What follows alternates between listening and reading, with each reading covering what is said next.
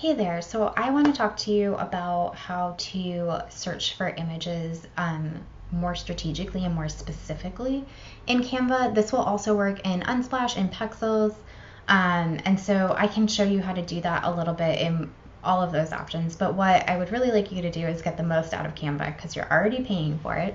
So when you go to the element section, I'm going to have you search for, let's see, let's just go with mountains. And then you can search photos, you can search graphics, you can search video, you can search audio. And so let's just say that you want a mountain photo that has a lot of blue in it. Or if you want to, you can add one of your brand color hex codes in here too. So if you want it to be blue, you may or may not want it to be static or animated. I actually don't care at the moment. Free or pro. I actually, because you've got the pro account and you're already paying for it, it kind of doesn't matter to you. I don't like to limit myself, only in that I like to see what's available. So let's say I'm gonna apply my filters, and these just all show up with like that blue color. I can start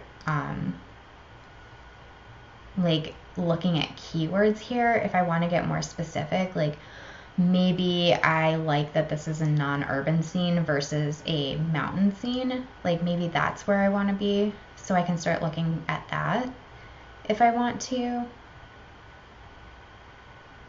Maybe if I want to, I can look at this one. Oops.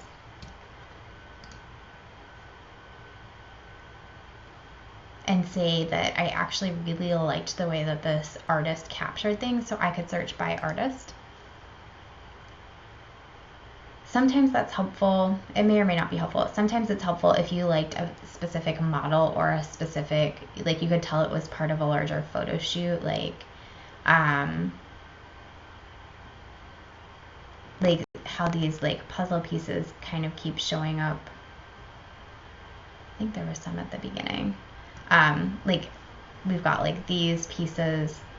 So this can be a way to kind of almost like beat the algorithm a little bit, because if someone searches mountain or something like that, they are probably going to get a very similar set of images that you just got. And so if you can go a little bit deeper and spend a little more time, you can probably find something a little more interesting, probably a little more specific to you and the look that you're going for.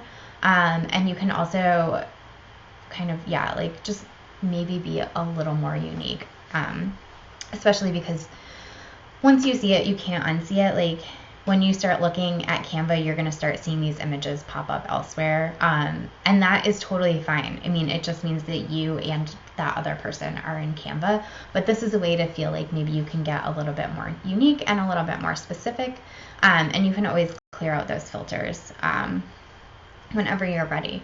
You can search graphics kind of the same way. You have access to gradients, and you can explore things like sometimes you're able to change colors, sometimes you aren't. So just take a little time to explore things.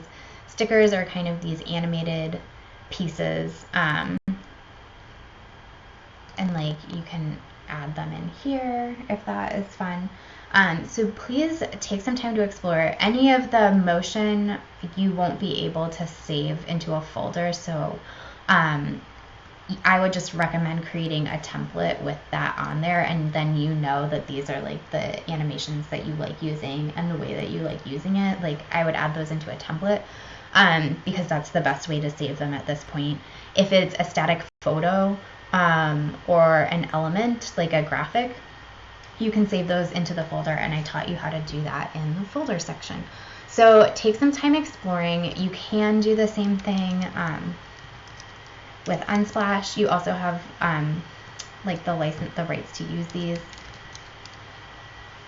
Again, you can kind of like go through here. It'll give you some keywords that are maybe more helpful than Canva sometimes, and you can take these back to Canva to use if you want as well.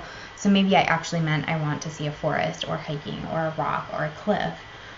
You can go ahead and do that, and you can sort by color. You can sort by orientation. I don't usually ever change the relevance because you can get some really interesting stuff there. And you can use pixels as well. Same idea. And you'll see too that sometimes the images are the same across all of the different platforms because it's an artist that's uploaded and allowed you to use that for free. So I would just take some time exploring and make sure that you at least have like 10 to 20 photos. I think would be great, and elements that you can just flip through to use as part of your branded set. And in the next class, the next module, I'm gonna show you how to take your images and pull colors from them so that you can use that for your brand, especially if you don't have colors already. But another thing that I'd really like to remind you is that you do have brand colors, and so if you can pull images that have these colors already woven into them, that's going to help you tie your visuals together that much better.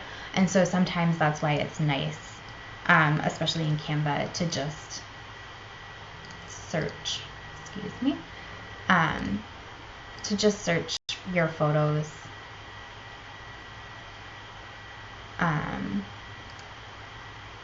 and see if like maybe I just like this and I can use this as a background because it has my brand color in it. Maybe I want to use the ocean and I do want to search for this color and photos. So maybe, like maybe this now becomes one of the photos I use for my brand because it has my brand color in it.